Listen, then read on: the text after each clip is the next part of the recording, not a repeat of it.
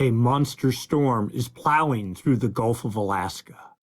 I am Mark Sponsler, and welcome to the Stormsurf Video Surf Forecast for the week starting Saturday, December 21st.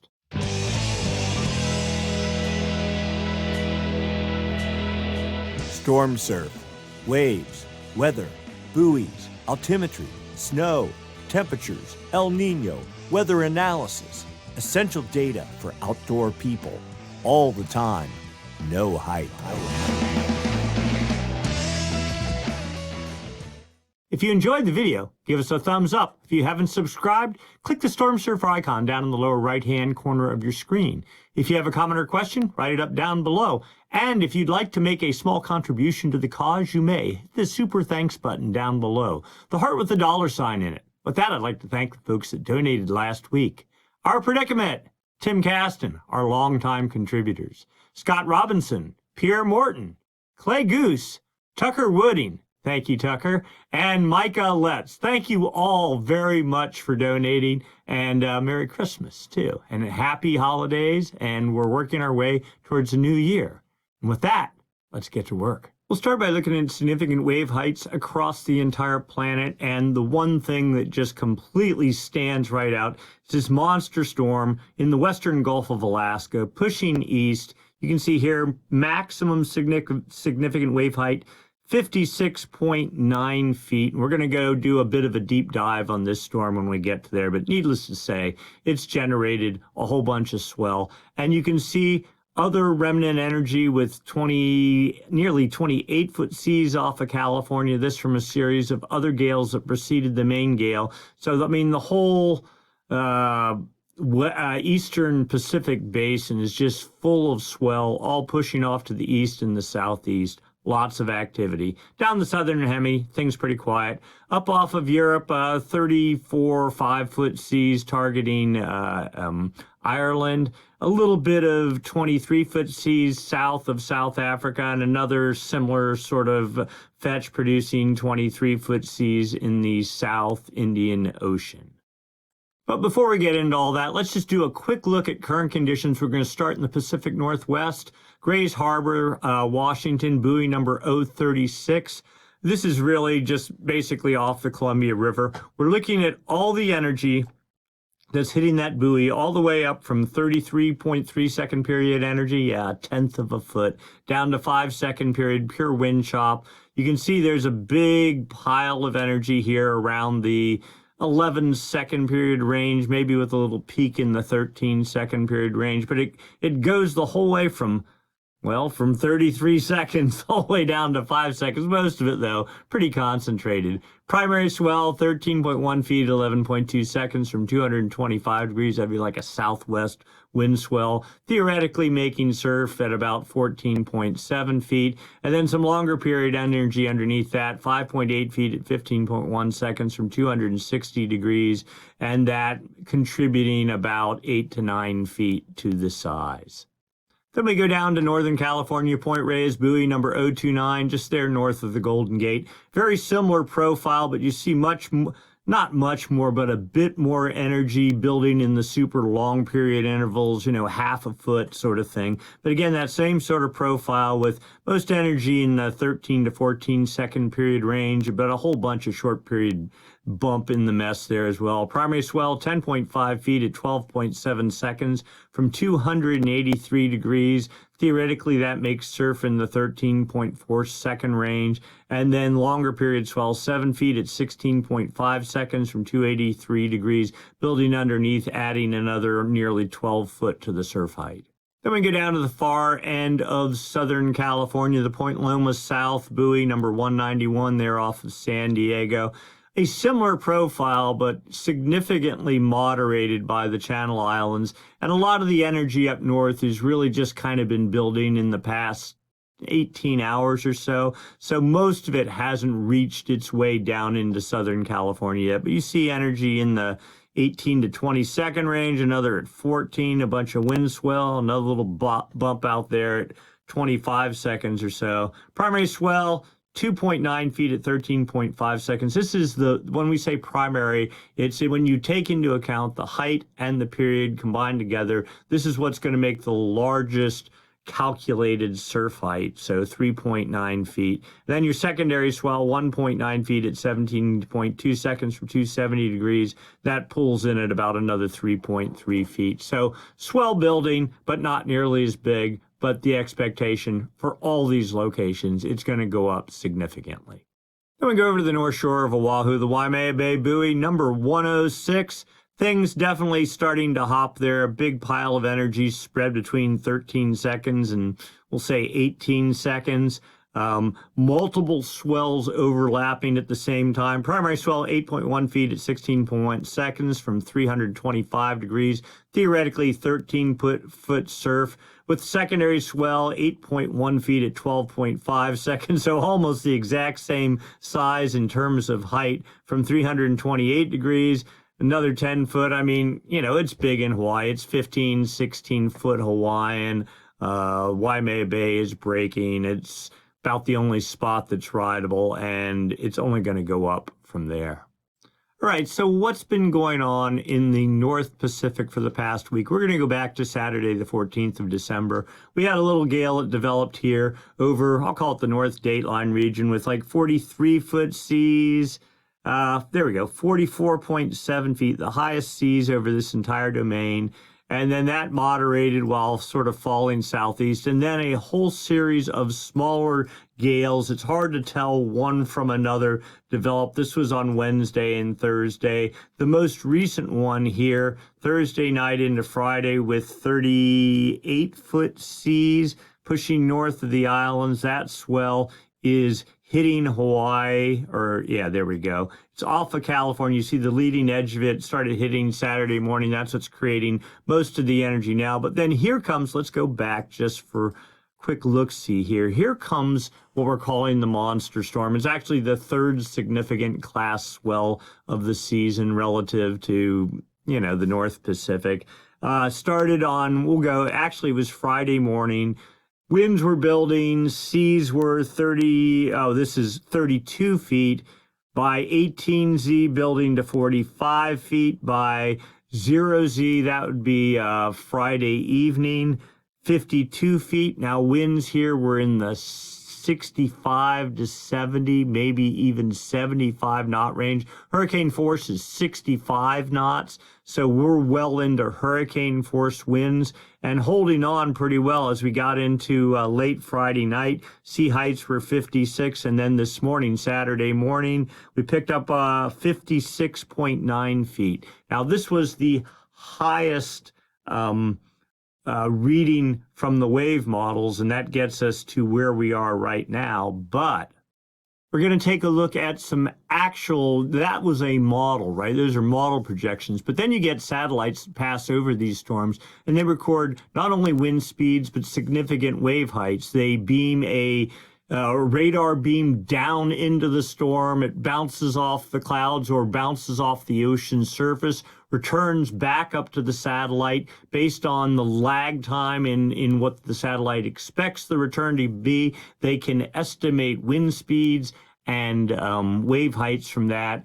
If you know how to read these barbs here, you see a barb and a little shaft. These are all basically a broad fetch of 60 knot winds. Now, we know it's probably higher. We're going to go look at one other.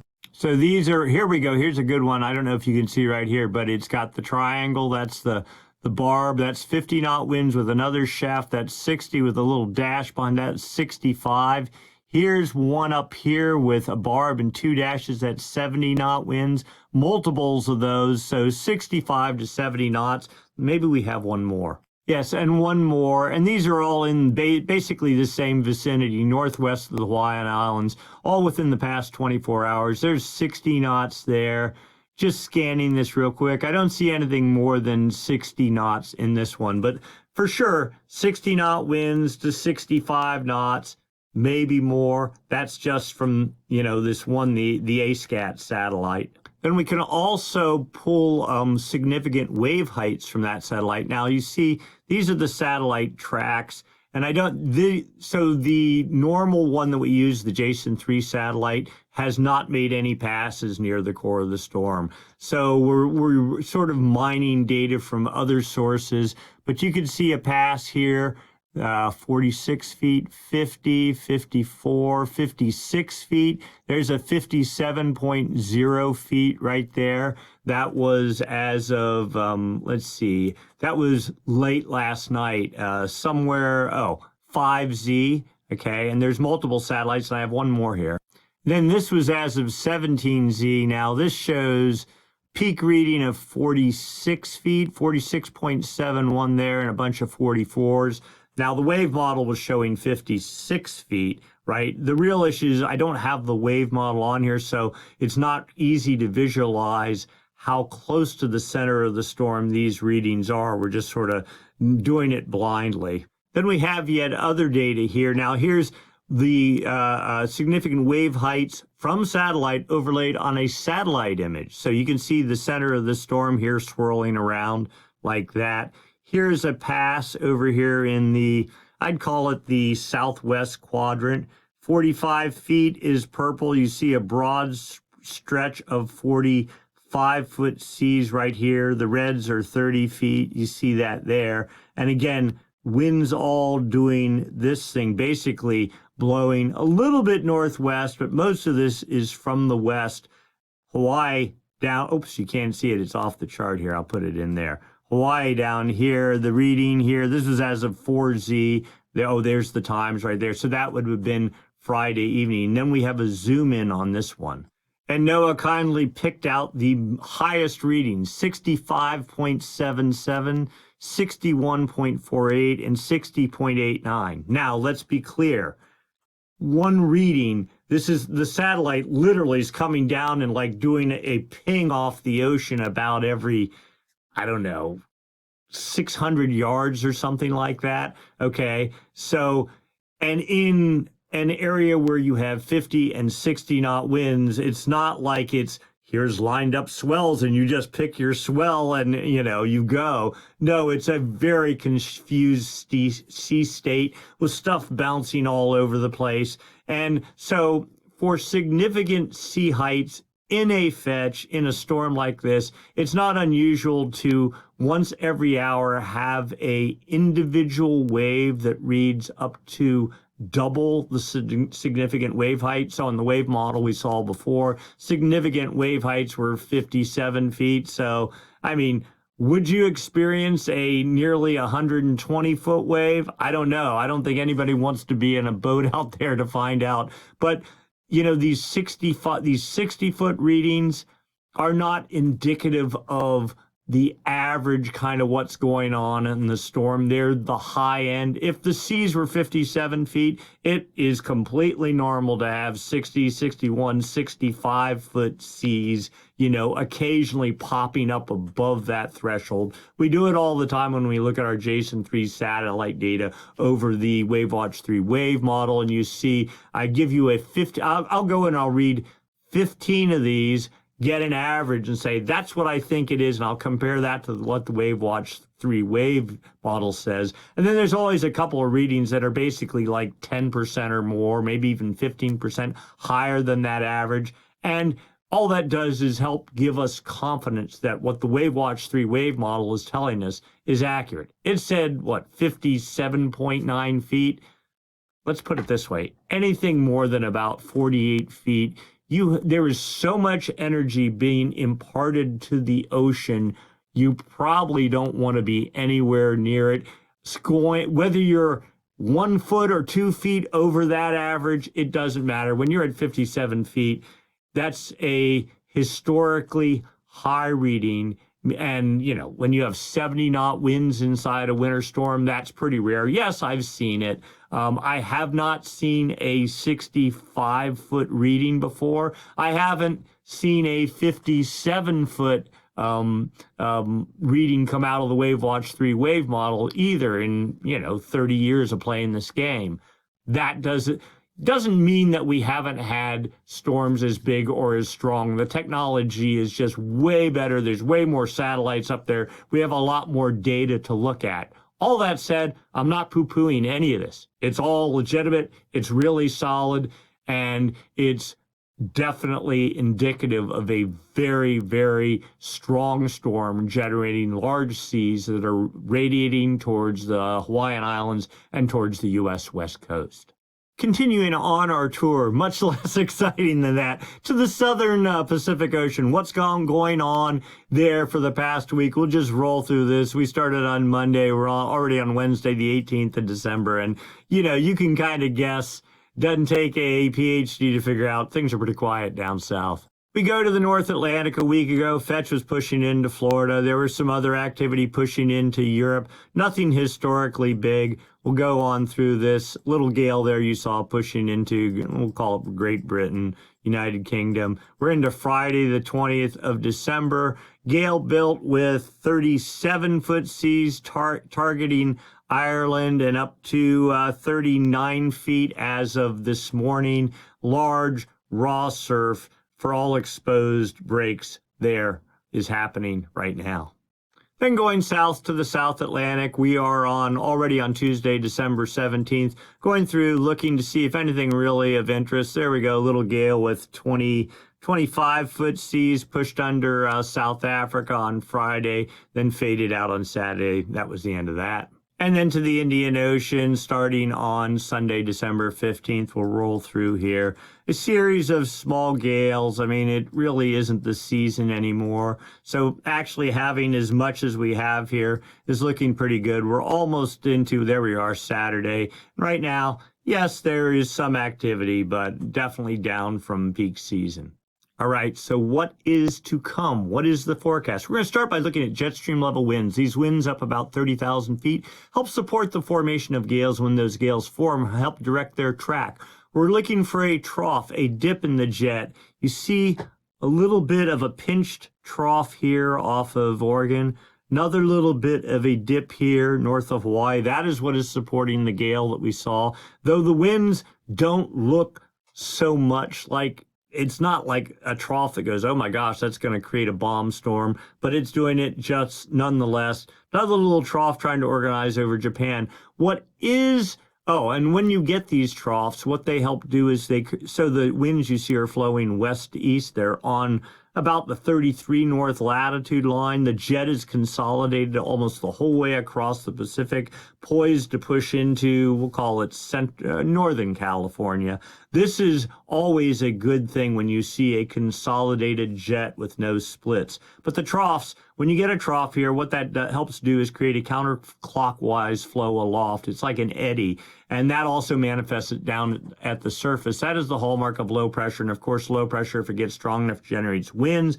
Winds, if they're big enough, covering a large enough area and blow in your direction, generate seas. Those seas, as they radiate away from the fetch area, decay. The shorter period elements fade off, exposing the longer period pure swell, and that, when it hits your beach, generates surf, and that is definitely what we are looking for. But let's go into the future. So there's our trough that's currently supporting the storm, pushing towards the U.S. West Coast on Sunday, and there's a little bit more classically defined trough right there in the Gulf of Alaska on Monday, pinching off as we get in Monday. Notice back to the west, the jet waking up again, roaring 190 knot winds, a new trough building in the, I'll call it the North Dateline region.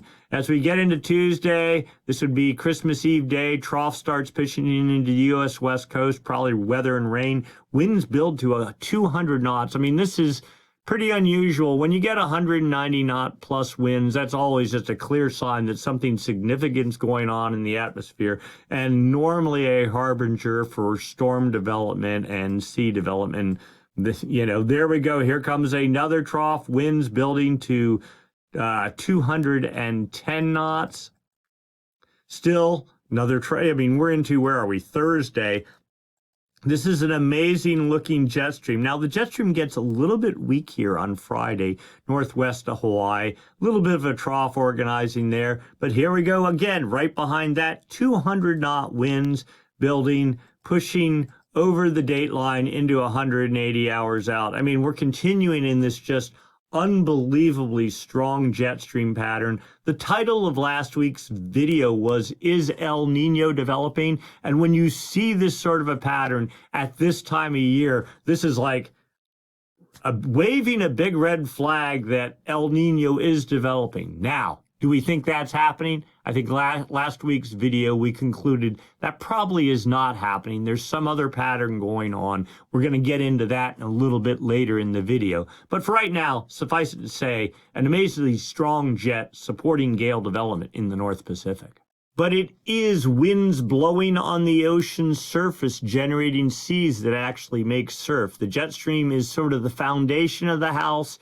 It is the actual winds blowing that make our swell. Here we go, our storm. It is the one and only storm and the focus of all attention in the western Gulf of Alaska with 55. You see still a little bit of corner there of 60 to 65 knot winds due north of Hawaii. Broad area, 50 knot winds are storm force. So this is a storm, if not a near a superstorm. It was. We'll just put this in motion. You see it just sweeping west to east. That means the main swell track follows the direction of that fetch, which targets right up in here. Now, I'm not going to go get everyone too hyped up because the fronts are also pushing into this area, which there is some magic line somewhere where there's a divide between weather to the north and light winds to the south. We'll take a look at that in a minute. But you see, anyway, our big storm as we get into Sunday wraps up, pushing up. Another storm, or at least a gale, starts developing in the northwestern Pacific. Look at this, 35, 40, 45 knot winds, fetch basically filling half the North Pacific Ocean. Again, all on that west to east track, pushing off the whole way Tuesday into Christmas morning, then eventually pushing up into the Gulf of Alaska. A little secondary fetch develops with 40 knot winds on Thursday, and then actually building before slamming into the Pacific Northwest on Friday. And then not unexpectedly, another system starts winding up off the Kuril Islands,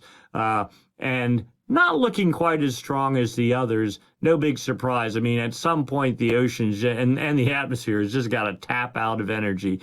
But for now, a strong pattern continues for the next week.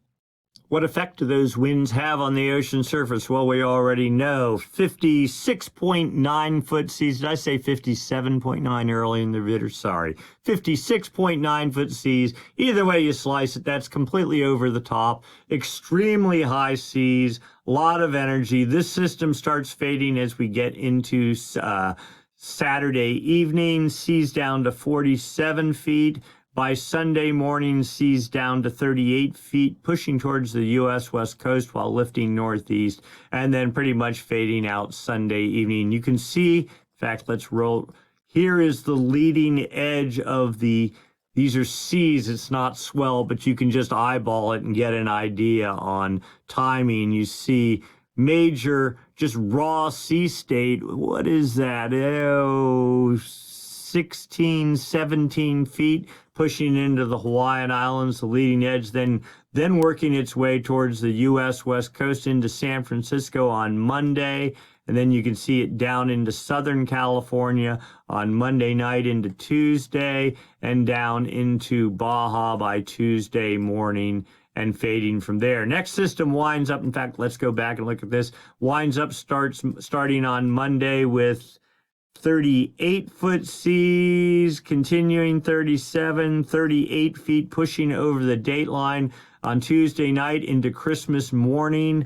Again, still 36 feet during Christmas. Secondary low up in the Gulf of Alaska. I mean, so again, this pattern of just one swell after another. They don't have time to dissipate. Multiple overlapping swells.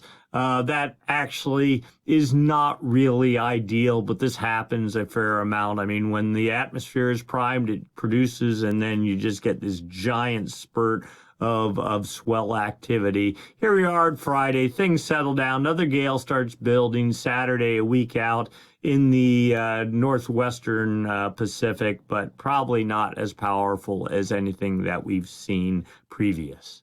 All right, let's continue our tour around the planet. South Pacific Ocean, you can kind of guess where this is going to go.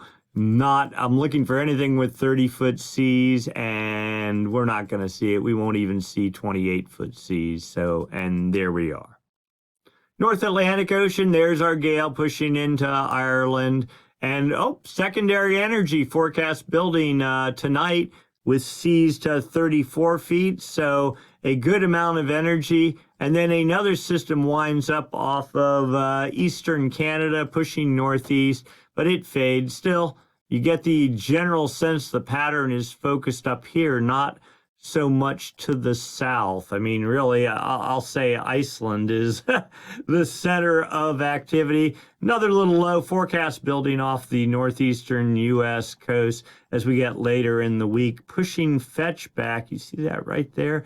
Down into the southeast U.S. and maybe Cape Hatteras in that area. So something to look forward to there. The South Atlantic will run through this. Little bit of a gale, but it's falling southeast. You really want it aimed relative to South Africa to pushing at least east, if not northeast. So probably not a whole lot from that. We're out 90 hours. We're into Thursday, the 26th of December, and then really nothing behind that.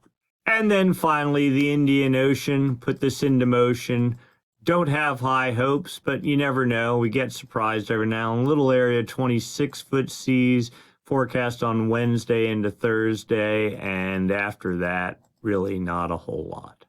All right, local wind forecast. Let's give ourselves some perspective. There's the Hawaiian Islands, just 5 degrees north, that's 300 nautical miles, so 3-6, 900 nautical miles north, and you have just a monster storm there. Producing a lot of wind energy. Hawaii right there. Local winds, light for today. California, Point Conception, San Francisco. There's the California-Oregon border. Southern California down here, completely protected. South winds along all the central California coast. And this was in the morning building. Now, things mellowed out a little bit this afternoon, but let's just go into the forecast as we get into Sunday morning.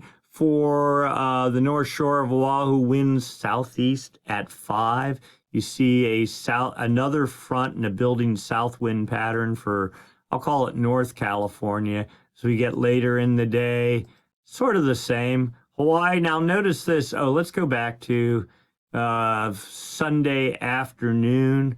Kind of a west-northwest winds at 5 knots. Not strong, so big swell hitting Hawaii tomorrow. Should have reasonably decent winds to support the eddy and whatever other surfing ventures might be going on. Get into Monday, that swell arrives into California. Now, according to this model, there's south winds on this barb, northwest winds here. The dividing line, you have to go to the high-res models to go peel it apart. I'm not going to do it here, but somewhere around Monterey Bay is probably the dividing line between some sort of south wind and a light northwest flow as that swell starts arriving there along the coast. But then you see south winds building even down to Point Conception by late afternoon or early evening. Trades start building for the Hawaiian Islands. Tuesday, northwest winds 15 knots for Northern California. Trades for the Hawaiian Islands. Wednesday, same sort of deal.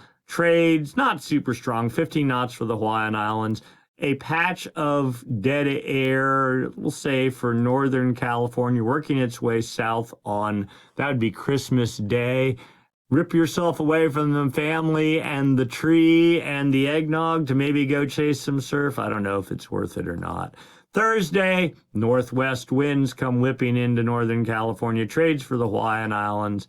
Friday, a light wind regime finally for California, light wind regime for the Hawaiian Islands. And Saturday, we're getting into the final frames, a light wind regime for most of California and light trades for the Hawaiian Islands. Precipitation and snow for California. All right, Southern California here, Point Conception there, the Bay Area right there, the border up in there. As of Saturday morning, rain for all of Northern California starting to break up.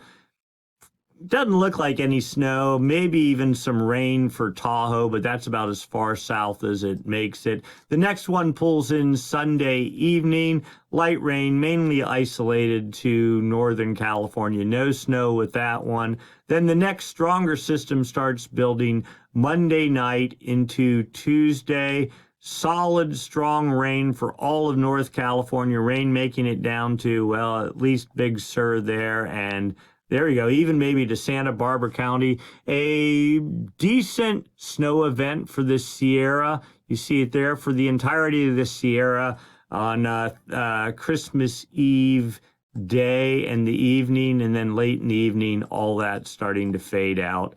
A rain again for Christmas night for Northern California. You see this pattern in this dividing line. It seems like it's somewhere right around San Francisco. And then, anyway, rain on Thursday, snow for the Sierra for a little bit.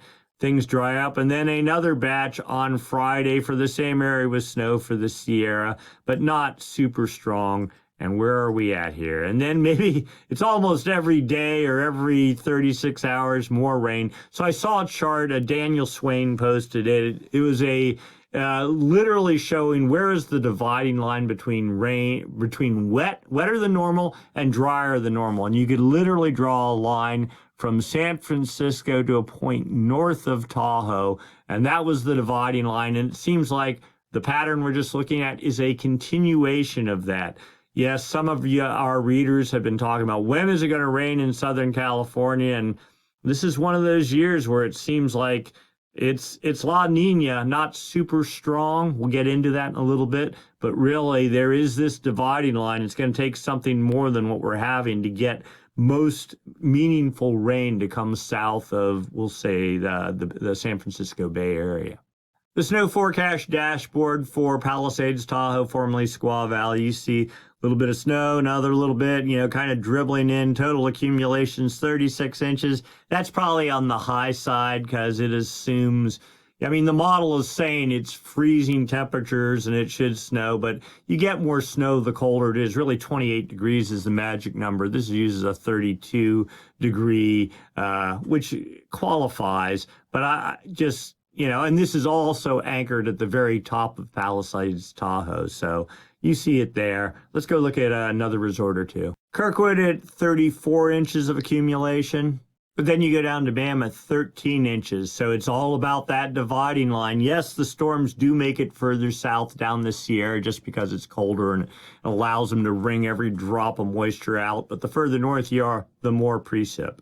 So back to Palisades, Tahoe. I don't know if I actually said it, but total accumulation, 36 inches. Now we go look at the snow levels, and this sort of paints a picture too. This is the base of Palisades, Tahoe, 6,200 feet. This is the summit up at the top of Granite Chief and the Palisades themselves, right at about 9,000, 8,900 feet, something like that. The red would be above freezing temperatures. The gray is sleet, which would be like 36 degrees down to about 32, and the where the white and the gray are, that's the freeze line, 32 degrees hard. The blue is the 28 degree line. So you see today, tomorrow, into Christmas Eve, we have, basically the freeze levels right at the top of the mountain. Then you get to Christmas Eve day, and then finally temperatures fall down to 5,000, a freeze level to 5,000 feet. Pretty much hangs there through the morning of December 27th, and then it starts creeping up again.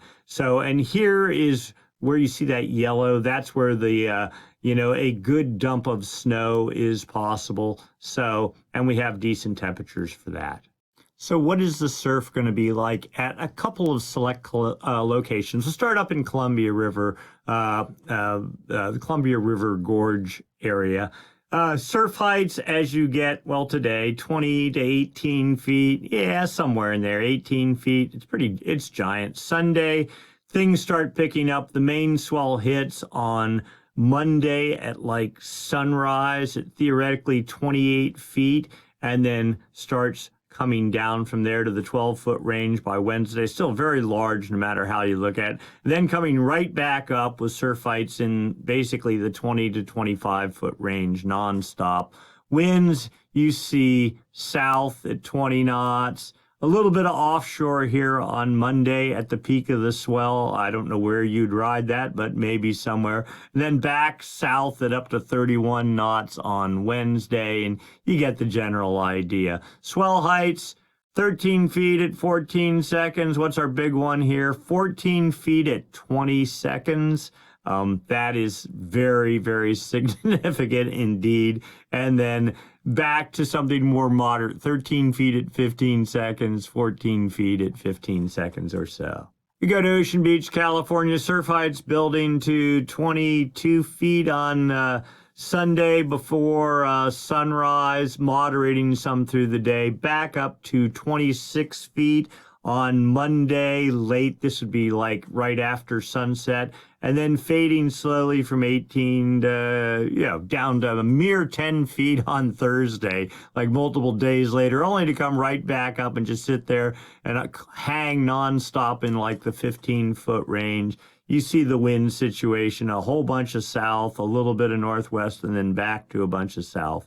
Swell heights, 14 feet at 15 seconds. Where's the big one here? For 13.9 feet at 18.9 seconds. I did another one here, 13.3 at 20 seconds. Either way, that's 26-foot surf at top swell focusing spots. That's 26-foot Hawaiian, 50-foot waves. Definitely do not go anywhere near the ocean unless you're an experienced surfer. If you're there with the family and friends and tourists from out of town, don't even try to put your toe in the water. It is not worth the risk. You don't want family members dead over the Christmas holidays. San Diego, surf heights building to 10 feet on Sunday. Theoretically, that might be a little bit overstated, dropping off, and then when the big swell hits again up to about 11 feet, and then dropping down from there. Actually, let's see. Oh, I didn't do that. Oh, yes, I did. For Southern California, outside of the Channel Islands, peak swell size, 10.6 feet at 20 seconds. Theoretically, that's 21-foot surf. If you know your breaks, you know your swell angles, and you know where it goes, then you can apply some sort of a factor to that 20-foot surf height and know what percentage of that squeezes through the Channel Islands for your particular break, and maybe you could score pretty well from that.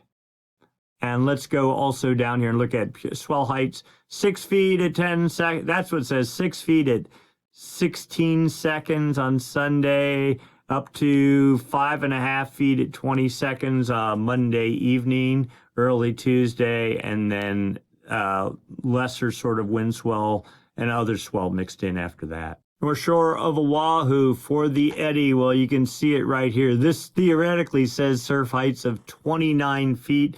This would be like midday Sunday. I think that is a bit overstated. This is just really raw data off the model.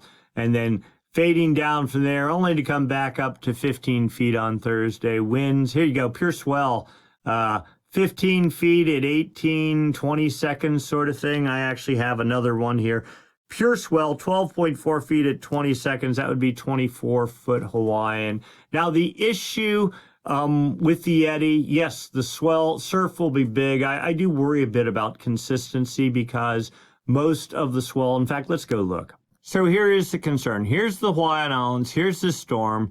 It didn't really start getting starting to really plow the ocean surface till 18Z on Friday. Here's Hawaii. All the fetch aimed this direction. That's almost 40 degrees off axis. And then when it really started firing up, 52-foot seas Friday evening, that's 45 degrees off axis. And then by late Friday evening, when you had 56-foot seas, the storm is like 60 degrees north of the Hawaiian Islands. Now, when you have a system this strong, there is going to be swell radiating out from all directions. And the fact that Hawaii is, I don't know, let's see, we'll do 20 to 40, so 1,200 nautical miles to the north. There's not going to be much decay, if any, on whatever swell pushes out of the side, but it's what I'd call sideband swell energy. It's the main swell is radiating off in this direction here. not so much this way. So what that tends to mean is fewer waves per set, and just the frequency of the sets, not as much as what you'd get out in front of the system.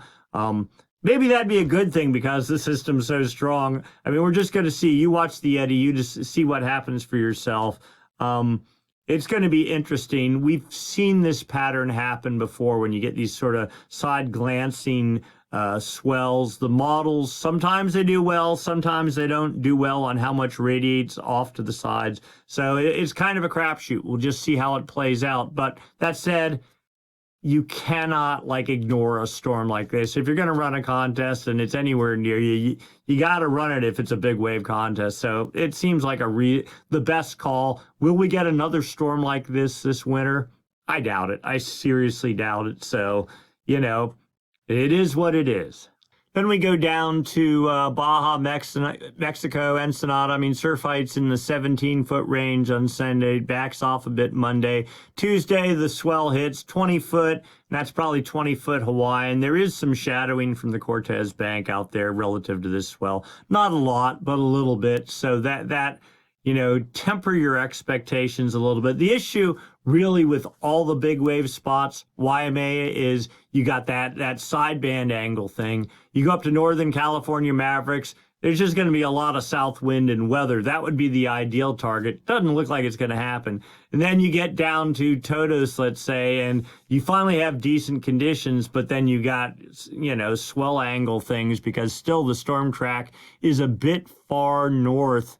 It's a La Nina year. That's what you'd expect. And it really needs to push further south to really get in good to Todos and those areas. Anyway, but regardless, there will be surf. And you see the swell heights eventually fading off. Pure swell, 10 feet at 20 seconds. I think I actually thought it would be a little bit bigger than that. But, you get the general idea where things are going. And then relative to Costa Rica, a reader said, hey, could you mention Costa Rica every now and then? I get this a fair amount, And these storms, these really strong storms, you'd be shocked at how much swell actually does radiate south. I mean, there aren't any buoys there that I can, really remotely monitor to see what's happening. So we just use the models. But anyway, you get the sense here, relatively small surf. But then as you get into late Wednesday and Thursday, the swell builds 3.5-foot surf. I'm sure it's going to be probably double that at top north-facing reef breaks sort of thing. And let's go look at swell size. Here you go, 2 feet at 18 seconds, 2.3 feet at 16 seconds sort of thing. More energy, 2.6 feet at 18 seconds. So, a good run of moderate swell even down into Costa Rica. All right, the long-term outlook. What's going on? What's fueling all this? We're going to look at the MJO, the Madden-Julian Oscillation, and the El Nino Southern Oscillation, the two major weather oscillations that affect storm and swell production during winter months. And we're going to do the abbreviated version tonight because we spent so much time focusing on this one big storm in the North Pacific. All right, so we're going to go right to zonal wind anomalies, the forecast. This is the east-west component of the wind. I'm not going to get into all the tutorial stuff. Those of you that have been following, the active phases of the MJO. We're starting with the MJO, which the active phase, there are two phases, active and inactive phase. The blues here on this chart indicate easterly anomalies, the inactive phase of the MJO, high pressure. The reds, westerly anomalies, the active phase of the MJO. Now, the date line, here, let's see if we can pull that up here so you can see it. 180 degrees, or this is the international date line. The far west Pacific starts at 125 east, so right here. So what this chart is telling us, this is the past here up to today. Westerly anomalies over the maritime continent. Strong active phase of the MJO is in place. It hasn't changed since, you can see a month or more, with the inactive phase just locked right over the international date line. At least that's the way it looks. The forecast going forward says pretty much the same pattern, though. As we get into January, it suggests the westerly anomalies in the active phase moderating some. We think what has been happening is the jet stream's been passing over this area where the active phase is, basically over Bali and right at the door into the West Pacific. The jet stream is getting super goosed up by all this energy here, and so that allows it to carry almost the whole way across the Pacific. And then right about when it gets to California, it kind of loses its steam, the jet splits, and that's kind of the end of it. This is like a La Nina pattern, but a very weak La Nina pattern. You wouldn't expect to see the jet stream anywhere near as strong as what we're seeing. So, I mean, take what we're getting as a gift, because during La Nina years, you typically don't see that. And the forecast going forward, you saw pretty much the same, though we think that pattern is going to start moderating with the active phase of the MJO losing steam over the maritime continent. I suspect by the time we get into January, the jet stream is going to start weakening, and if anything, we'll get a drier pattern over California and less storm activity in the Gulf of Alaska. The outgoing long-wave radiation forecast, the blues represent wet air, the active phase of the MJO, the oranges and reds dry air, the inactive phase, and South America, Central America, Hawaii, New Guinea there, the equator right there, dateline right there. This is the statistic model. It suggests active phase in the West Pacific as it is right now, and moving slowly east and fading over the next 2 weeks. The dynamic model suggests the active phase just basically hanging and then fading out completely 2 weeks from now, again supporting that thesis of whatever we're getting, this is it right now. 2 weeks from now, things are going to start moderating. Let's go look at the phase diagrams. Here's the phase diagram for the statistic model, dynamic model over here. The heavy dot is where the active phase is. It moves from west to east, from the maritime continent over the West Pacific to the East Pacific, under the United States, across the Atlantic, over Africa, and then back to the Indian Ocean. Round and round it goes. The heavy dot is where the active phase is. The further away from this circle, the stronger the active phase is. So it's pretty weak in the extreme far West Pacific. Forecast over the next 2 weeks, making it to about Africa and exceedingly weak. That per the statistic model. Dynamic model suggests some variation on the same thing, so they're reasonably in agreement.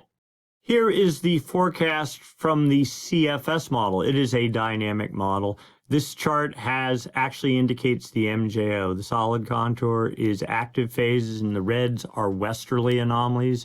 The dotted contour is the inactive phase and easterly anomalies. So you can see the pattern.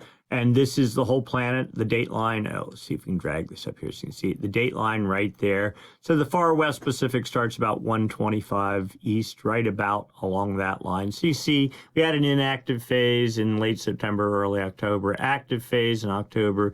We've been going through a good inactive phase, and now here comes the active phase. It is already halfway across the Pacific, or the Kelvin wave generation area. Notice most of the westerly anomalies confined here. They can't even make it across the Pacific.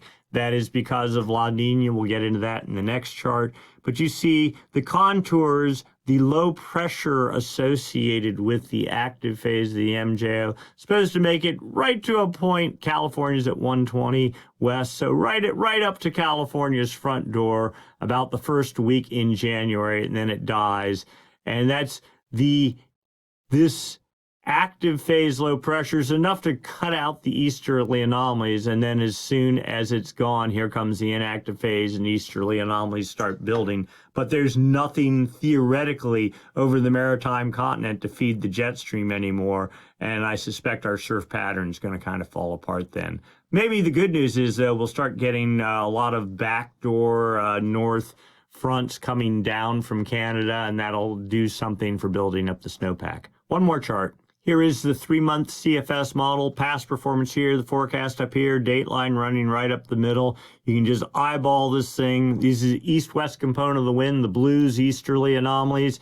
You can see a little bit of yellows, westerly anomalies, squeezing over the date line in the December 29th range to about January 14th, and then easterly anomalies set up, westerly anomalies forecast sequestered over in the West Pacific as we get into March, and after that it's over. Let's overlay the contours here. There's our active phase of the MJO pushing across into about even to January 20th, let's say. So that's our window from now till the January 20th. And after that, then inactive phase, probably not a whole lot of surf happening. Then you get into the February timeframe, another weak active phase.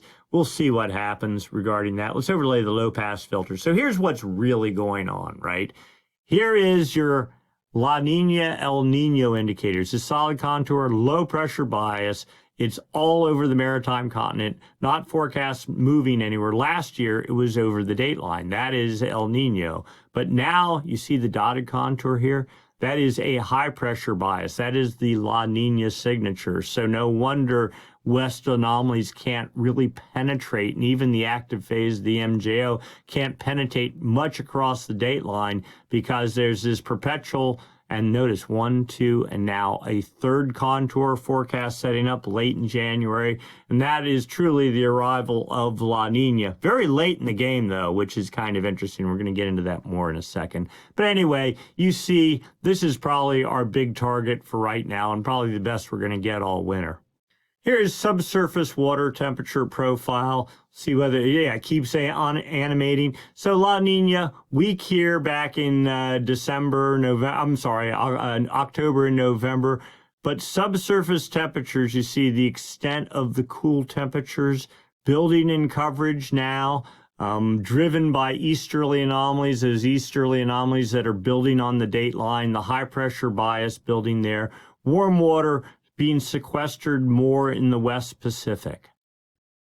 Sea surface temperature anomalies, different from normal for this time of year. South America, U.S., Hawaii here, the equator right there, dateline right there. This is your typical La Nina sort of pattern in that if trades are stronger than normal, they create upwelling and they lower water temperatures. That's what the blues are. Now, typically during a strong La Nina, most of these blues would be over here, but they're all focused on the dateline. So we're calling this a Modoki La Nina. Modoki is Japanese for sort of like La Nina, but not really. It's not a full La Nina. It's sort of half of a La Nina. And that's actually kind of a good thing, but you see, we know the high pressure bias is here.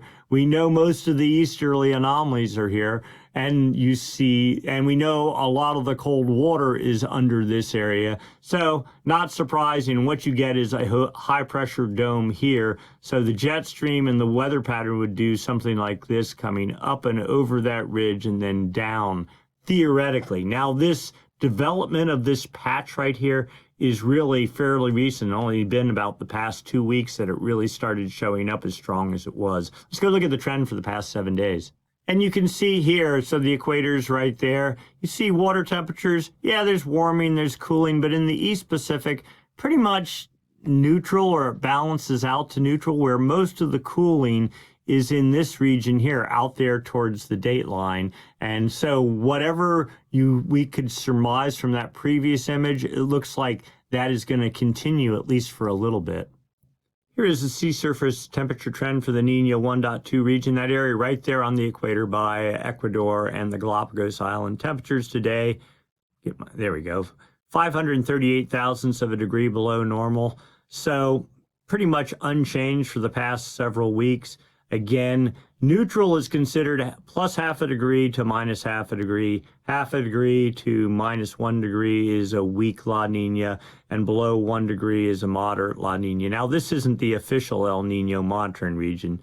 This is here. This is right out there where all those cold temperatures are, and you see a steady decline in temperatures. I mean, we were pretty much pushing near neutral there in November, and now we're down to temperatures minus 1.28 degrees below normal. So moving from weak La Nina into moderate La Nina. Now, again, this is only for a week or two. I mean, La Nina is defined by what temperatures are on average over three consecutive 5 months periods. So we're just now dipping our toe into what I'd call somewhat real La Nina territory. But La Ninas typically have peaked out by now. The general sense is this maybe is as cold as it's going to get. Let's keep digging. That said, the weekly values, so for the week of December 11th, that's the most current one, and this is adjusted, and this is Nino 1, Nino 3, Nino 4, Nino 3.4. Here's the official one. We're officially 0.6 of a degree below normal. I think that is way too moderate. I think temperatures are definitely down at 1 degree or something like that. But anyway, you can see the trend going back several, back into August. We had a couple of half degrees below normal, but we haven't even been in La Nina territory. And this still says we're not in La Nina territory. I don't buy it. We are definitely colder than what this is saying. And then we go look at the Southern Oscillation Index. The difference in pressure between Darwin, Australia, and Tahiti. Tahiti in the Pacific, Darwin, of course, in Australia. When pressure is lower in the Pacific Basin, we use that by Tahiti, the index goes negative. Well, today's value is plus 12.92, and you go back for the entire month. It's been solidly positive. This suggests La Nina is building. Take the noise out of it, 30-day average. 14.26, yeah, once you hit 15, you're definitely in La Nina territory. Now, we've been in the teens for since December 6th, coming up on not quite a month yet, but we're getting there. And the 90-day average is plus 6.91. Where were we a month ago? Not too bad, but that's 90 days out. I mean, by the time this thing finally ramps up and starts turning into something that really looks like La Nina, the seasonal trend will not support it anymore, and it'll just fall on its face and collapse upon itself. Here's the trend graphed out, the Southern Oscillation Index, neutral. According to BOM, the Bureau of Meteorology in Australia, -7 to +7. We've been in dead neutral for quite a while, even though we were supposedly in El Nino back here last year. But you see now we're peaking up above into La Nina territory. Late in the season, that's a good thing, and hopefully not too strong. What's the forecast going to be? Here is the forecast for sea surface temperature anomalies in the Nino 3.4 region, the official El Nino monitoring region. Here is actuals. You see we were in El Nino back in January 2024, down to neutral by July of this year, been hovering neutral, and just now, this is December right here, mid-December at minus 0.5. The forecast says temperatures going down to -1 below normal mid-January, then quickly rebounding from there. This is the raw data, but the PDF corrected version basically saying the same thing. But we have the consensus model. It just popped up this week. So let's go see what all the other models say. And here is the trend. Neutral is at 0. You got your range from -0.5 degree to +0.5 degree. The green, can I actually get the green? There's the statistical average, -0.2 of a degree. The dynamic average, there we go, -0.36 of a degree and returning to normal. Let's go look at the actual data here. So here is the dynamic models. They say we're at this is all the different models. There's the CFS model right there in the middle of it with its -1.1 degree reading. Says, according to these, we're 0.594, and this is for the month of December, January, February. They do 3 months rolling kind of thing. And from here on, temperatures working their way up. The statistic model says we're only at 0.2 of a degree below normal, and that will be pretty much, actually, look at this, actually dipping a little bit as we get into, where is that?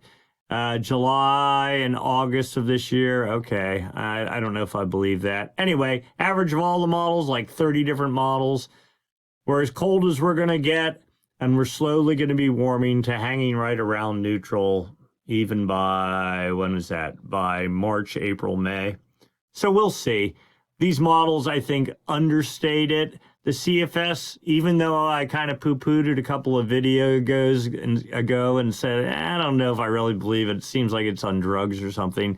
maybe it does have a little bit more of a bead and is a little bit more sensitive than the other models as to what's to come. Regardless of that, there is a bomb storm in the Gulf of Alaska pushing east, going to make, what did we say, 56.7 foot seas, confirmed, maybe even a little low by a foot or two. Either way, large swell in the water, bound for Hawaii, the U.S. West Coast, down into Baja.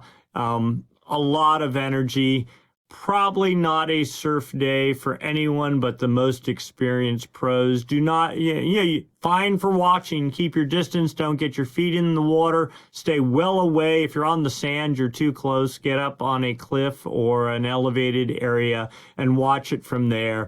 It would be fun to see. But other than that, don't go surfing. Only the most experienced pros should be trying to deal with a 10-foot plus at 20, maybe 25-second period swell. That is a massive amount of volume of water moving around in the ocean. You'd be a goldfish in a toilet bowl, even with your inflation vest on and all your padded, life protection devices. It's still going to be pretty brutal and pretty rough, so stay safe. But large swell is on the way. Multiple systems coming in behind that, and there is rain and snow forecast for the mountains. We're slowly building the base in the Sierra. That is a good thing, though. We have this issue with that wet dry line, just a line from San Francisco northward, and if you're south of there, not a whole lot of a drop coming. So it's that kind of year. La Nina in control, we saw it, and it looks like it's going to be building a little bit. Is it going to be a multi-year event? Who knows? I don't know. If you have an opinion, though, I'd like to hear it. We can discuss it in the forum. We don't have time right here to have that discussion. Anyway, so we are in the holiday season. I'd like to thank you all for spending your entire year with us every Sunday evening, watching these videos. I do really appreciate it. Thank you for your contribution and your kind words in the comment section. I appreciate that as well. It sort of keeps me motivated and keeps me going and keeps my brain thinking. Merry Christmas. Happy holidays. We'll do this hopefully again next Sunday. You're just going to see, I've got family coming in town. Things are going to get really busy and there's lots of surf. So we'll just play it by ear. But if I don't see you, happy holidays. Enjoy your time off. Hopefully you have time off. Go surf if you can find a safe spot to go, and enjoy your holidays. And we'll see you in the new year. Thanks for watching. And